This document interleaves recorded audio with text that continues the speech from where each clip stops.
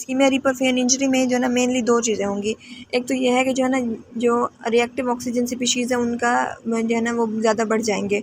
ठीक है, क्यों बढ़ जाएंगे? क्योंकि अभी हमने पढ़ा कि माइटोकॉन्ड्रियल डैमेज करा रही थी, जो इस्कीमिया था माइटोकॉन्ड्रिया डैमेज हो गई है, माइटोकॉन्ड्रिया सही से ऑक्सीडेटिव फॉस्फोरिलेशन नहीं करा सकेगी, जिसकी वजह से रिडक्शन थी जो थी ऑक्सीजन की वो सही से इन नहीं हो सकी, वो इनकम्प्लीट रिडक्शन हो गई और सेल में जो है ना रिएक्टिव ऑक्सीजन स्पीशीज़ जो है ना बढ़ना शुरू हो जाएंगे। दूसरा ये मैकेनिज्म है कि एंटीऑक्सीडेंट डिफेंस मैकेनिज्म जो हमारे चल रहे थे ना सेल के अपने, वो भी जो है ना इसकी वजह से इस्कीमिया की वजह से इम्पेयर्ड हो जाएंगे, जिसकी वजह से ROS ज़्यादा बनेंगे।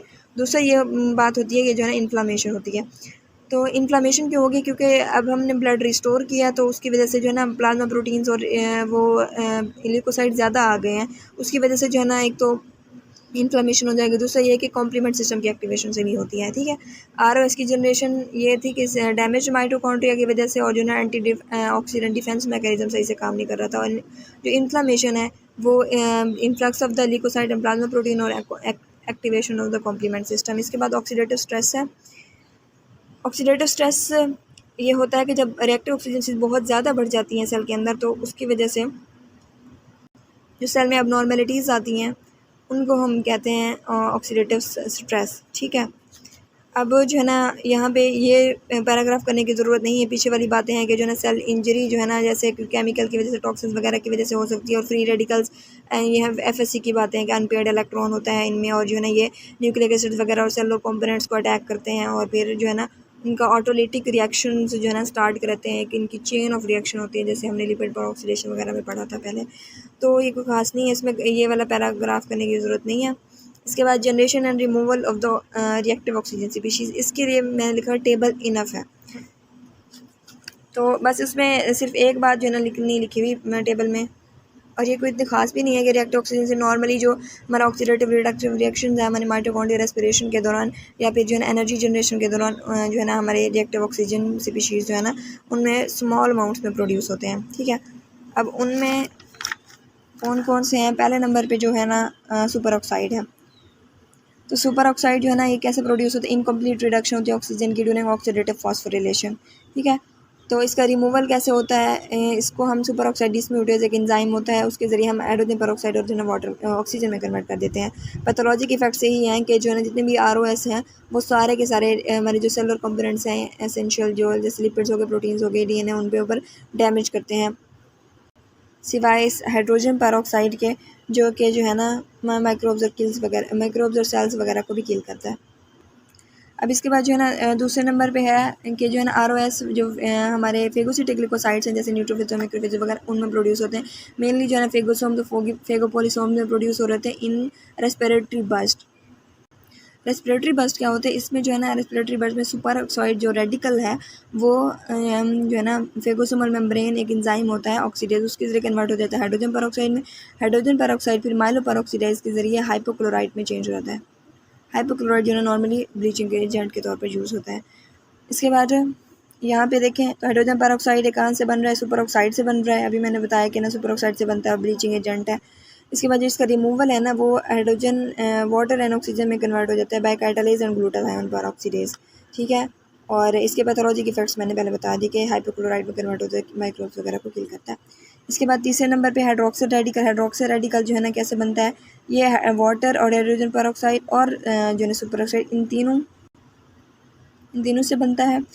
और जो है ना इसको रिमूव कैसे करते हैं? वाटर में कन्वर्ट कर देते हैं ग्लूटाथायोन पेरोक्सीडेज, और इसके इफेक्ट मैंने बता दिए थे। इसके बाद एक और है पेरोक्सीनाइट्रेट। पेरोक्सीनाइट्रेट जो है ना सुपर ऑक्साइड और नाइट्रिक ऑक्साइड की मदद से बनता है by the use of enzyme nitric oxide synthase. और इसको जो है ना ये नाइट्रेट में मैकेनिज्म ऑफ रिमूवल इसका है कि जो है ना नाइट्रेट में कन्वर्ट हो जाता है by the mitochondria and cytosol, और इसके सेम इफेक्ट्स हैं। अब ये जो टेबल है ना, ये टेबल यहाँ से लेकर इस oxidative stress generation and the removal of ROS से लेकर यहाँ तक जो है ना कवर कर रहा है। ठीक है, कैसे कवर कर रहा है? पहली बात मैंने बताई थी कि ऑक्सीडेटिव रिडक्शन रिएक्शंस में जो है ना प्रोड्यूस हो रहे होते हैं, सुपर ऑक्साइड प्रोड्यूस होता है, उसको सुपर ऑक्साइड डिसम्यूटेज जो है ना किस में कन्वर्ट कर देता है? हाइड्रोजन पेरोक्साइड और जो है ना ऑक्सीजन में कन्वर्ट कर देता है, जो कि उसका मैकेनिज्म ऑफ रिमूवल है।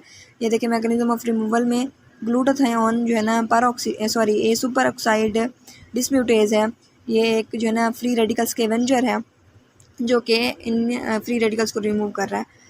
तो ये जो है ना सुपर ऑक्साइड को कम कर देगा, उसको तोड़ के जो है ना किस में कन्वर्ट करें, हाइड्रोजन पर ऑक्साइड और ऑक्सीजन में। इसके बाद जो दूसरा हमने पढ़ा कि फेगोसिटिक ग्लिकोसाइड्स वगैरह में भी ये प्रोड्यूसर होते हैं सुपर ऑक्साइड्स। इसके अलावा जो है ना ये जो हमने पढ़ा था कि ये हाइड्रोजन पर ऑक्साइड बन रहा था, ये हाइड्रोजन पर ऑक्साइड जो ना ऐसा होता है समटाइम के जो है ना ये हाइड्रोक्सल रेडिकल में कन्वर्ट हो जाता है, ठीक है। और इस रिएक्शन को हम कहते हैं फेंटोन रिएक्शन, और ये मेटल्स के प्रेजेंस में होते हैं, जैसे आयरन वगैरह उनके प्रेजेंस में जो हाइड्रोजन पर ऑक्साइड है वो इसमें कन्वर्ट हो जाता है हाइड्रोक्सिल रेडिकल में, ठीक है। अब ये यहाँ पे देखिए हाइड्रोक्सिल रेडिकल कैसे कहाँ से प्रोड्यूस हो रहा है, वाटर, हाइड्रोजन पर ऑक्साइड और सुपर ऑक्साइड, इन तीनों से प्रोड्यूस हो रहा है। अब इनके रिमूवल की बात करें तो यहाँ पे लिखा हुआ है कि जो है ना ये ग्लूटाथायोन पर ऑक्सीडेज है जो कि हाइड्रोजन पर ऑक्साइड को तोड़ता है और जो है ना उसको वाटर में कन्वर्ट कर देता है और ग्लूटाथायोन खुद जो है ना रिड्यूस हो जाता है, ठीक है। और इसके बाद जो है ना कैटालेज एंजाइम भी है जो हाइड्रोजन पर ऑक्साइड को तोड़ रहा है। यहाँ पे भी हमने ऐसे पढ़ा था कि कैटालेज और ग्लूटाथायोन पर ऑक्साइड है जो कि हाइड्रोजन पर ऑक्साइड को तोड़ के वाटर एंड ऑक्सीजन में चेंज कर देते हैं, ठीक है।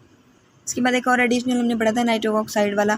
ये नाइट्रिक ऑक्साइड जो है ना कन्वर्ट हो जाता है इसमें स्पारोक्सीनाइट्रेट में कन्वर्ट हो जाता है। इसको रिमूव कैसे करते हैं, नाइट्राइट में कन्वर्ट करके हम इसको रिमूव करते हैं। और रेस्पिरेटरी बर्स्ट हमने पढ़ा था कि जो है ना सुपर ऑक्साइड हाइड्रोजन पर ऑक्साइड में कन्वर्ट होता है और वो हाइपोक्लोराइट में जो कि जो है ना यहाँ पे यूज़ होता है as a bleaching agent use हो रहा है, ठीक है।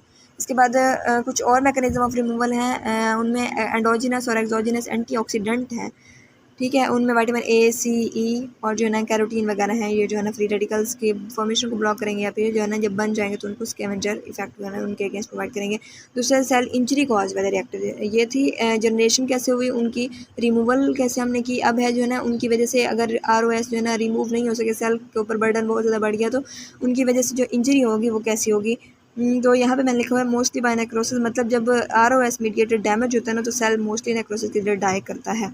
तो इसमें जो है ना 3-4 ये जो है ना स्टेप्स लिखे हुए हैं और यहाँ पे भी जो है ना ये लिखे हुए हैं पैथोलॉजी के फैक्ट्स। ये इनकी मेन हेडिंग्स हैं, आप यहाँ से समझ लें, यहाँ से समझ लें और जो है ना ये मैं हेडिंग याद कर लें, आप लोगों का हो जाएगा। पहले नंबर पे लिपिड पर ऑक्सीडेशन। तो लिपिड पर ऑक्सीडेशन में क्या है, ये फ्री रेडिकल से ROS होते हैं, ये लिपिड जो फॉस्फोलिपिड पड़ा होता है मेम्ब्रेन के अंदर उसको जो है ना उसमें डबल बॉन्ड को तोड़ देते हैं और पेरोक्साइड्स बना देते हैं। पेरोक्साइड फिर आगे ऑटोलिटिक चेन रिएक्शन स्टार्ट करता है और ना मेम्ब्रेन्स को डैमेज करते हैं, ठीक है। अब मेम्ब्रेन में जो डैमेज है उसमें प्लाज्मा मेम्ब्रेन्स भी डैमेज होंगे, ऑर्गेनेलिस की मेम्ब्रेन भी डैमेज होंगी। ऑर्गेनेलिस में माइटोकॉन्ड्रियल लाइसोसोमल मेम्ब्रेन जो है ना मोस्टली कॉमन है। इसके बाद जो है ना दूसरा ये है कि जो है ना प्रोटीन्स के ऊपर इफेक्ट करेगा। एक जो है ना मेम्ब्रेन्स के ऊपर इफेक्ट किया, अभी सेल में जो है ना प्रोटीन्स वगैरह पड़ी हुई हैं उनके ऊपर इफेक्ट करेगा। तो ये क्रॉस लिंकिंग कराया जाएगा, जो है ना सल्फाइड मीडिएटेड क्रॉस लिंक कराएगा जिसकी वजह से वो जो प्रोटीन है या तो डिग्रेड हो जाएगी या फिर उसकी इंजाइमेटिक एक्टिविटी लॉस हो जाएगी। और दूसरा ये कि जो है ना पॉलीपेप्टाइड्स की फ्रेगमेंटेशन करा के भी उनके इफेक्ट को ख़त्म करा सकते हैं।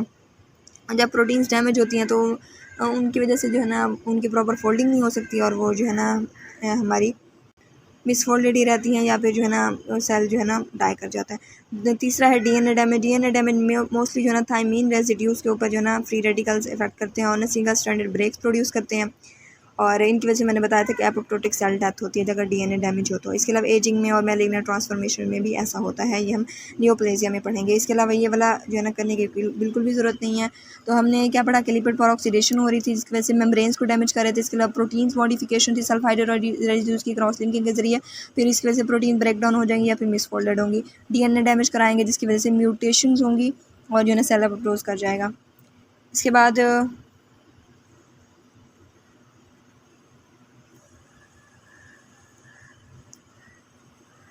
एक और बात ये मैं यहाँ पे भूल गई, जो फ्री रेडिकल्स की जनरेशन है उसमें 3-4 और चीज़ें भी आती हैं। उनमें इन्फ्लामेशन है, रेडिएशन है, रिपरफियन है और जो है ना metabolism of the exogenous chemicals है जैसे कार्बन टेट्राक्लोराइड वगैरह हो गया।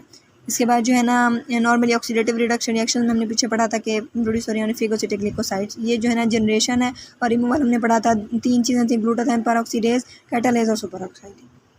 इसके बाद cell injury cause by the toxins में मैंने बताया था पहले भी कि एनवायरमेंटल केमिकल्स आ सकते हैं, कोई इन्फेक्शंस जो है ना पैथोजेंस वगैरह जो एंडोटॉक्सिन्स और एक्सोटॉक्सिन्स प्रोड्यूस कर रहे होते हैं वो जो है ना सेल डेथ करा सकते हैं और टॉक्सिन्स की वजह से नेक्रोटिक सेल डेथ होती है। उसमें 2 तरह की टॉक्सिन्स हैं, direct acting toxin, latent acting toxin है। जो डायरेक्ट एक्टिंग है वो सेल के ऊपर डायरेक्टली या सेल मेम्ब्रेन के ऊपर या सेल ऑर्गेनेलिस के ऊपर एक्ट करेंगे या सेल के कोई इंपॉर्टेंट कंपोनेंट्स के ऊपर रिएक्ट करेंगे। तो उसमें जो है ना बताया हुआ मरकरी का बताया हुआ कि सल्फाइडर ग्रुप्स के साथ बाइंड करता है मेम्ब्रेन प्रोटीन्स की, इसकी वजह से जो है ना ATP डिपेंडेंट ट्रांसपोर्ट जो है ना कम हो जाती है और मेम्ब्रेन की परमिएबिलिटी बढ़ जाती है। और इसके अलावा जो है ना एंटी न्यूप्लास्टिक ड्रग्स वगैरह हैं वो भी डायरेक्ट उनका साइटोटॉक्सिक इफेक्ट होती है, आके जो है ना सेल को किल कर देती हैं, ख़त्म कर देती हैं। और तीसरा ये है कि जो है ना टॉक्सिन प्रोड्यूस करता है micro organism. Micro organism endotoxin और एक्सोटॉक्सिन जो है ना प्रोड्यूस कर रहे होते हैं, उनकी वजह से जो डैमेज होता है तो वो भी डायरेक्ट एक्टिंग होता है। इसके बाद लेटेंट टॉक्सिन्स वो होते हैं जो कि नॉर्मली एक्टिव नहीं होते, लेकिन जो जब आते हैं बॉडी में तो वो किसी स्पेसिफिक ऑर्गेनेली में जाके एक्टिव होते हैं और उसी ऑर्गेनेली में डैमेज कॉज कराते हैं। जैसे नॉर्मली इसमें जो है ना P450 जो इंजाइम होता है वो एक्टिवेट करा हो रहा होता है in the SCR of the hepatocytes, ठीक है, and P450 in other organs. तो ये जब एक्टिवेट कराते हैं तो लीवर को डैमेज कराएंगे। जैसे क्या जो है ना, हाँ, इन एग्जांपल दी हुई है कार्बन टेट्राक्लोराइड की।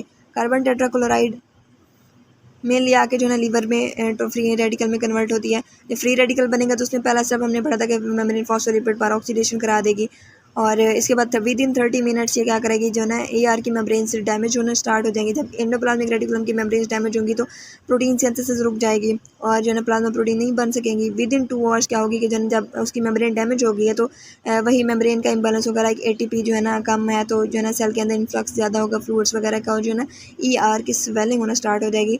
और जब ER की स्वेलिंग होगी तो उसके बाद जो है ना जो राइबोसोम्स है वो RER से जो है ना टूट के बिखर जाएंगे। और इसके अलावा एक और चीज़ ये भी है कि जो है ना जब ER का फंक्शन इम्पेयर्ड हो गया तो एपोप्रोटीन जो लीवर के अंदर एंडोप्लाज्मिक रेटिकुलम बना रही थी वो भी नहीं बन सकेंगी। और जो एपोप्रोटीन्स है नॉर्मली इनको हम फैट्स वगैरह के साथ, टैग्स वगैरह के साथ मिला के हम इसे लीवर से बाहर निकाल रहे होते हैं, तो वो जो लिपिड्स वगैरह हैं वो लीवर में एक्यूमुलेट होना स्टार्ट हो जाएंगे, फैटी लिवर हो जाएगा। इसके अलावा जो है ना माइटोकॉन्ड्रियल इंजरी हो जाएगी, उसमें भी माइटोकॉन्ड्रियल स्वेलिंग हो जाएगी, ठीक है। आपने ये हाईलाइटेड जो है ना वो कर लेना है कि इसमें CCl4 की मेम्ब्रेन लिपिड पर ऑक्सीडेशन है, ER की मेम्ब्रेन डैमेज हो रही है, ER की स्वेलिंग हो रही है, RER कम हो रहे हैं, फैटी लिवर बन रहे हैं, और जो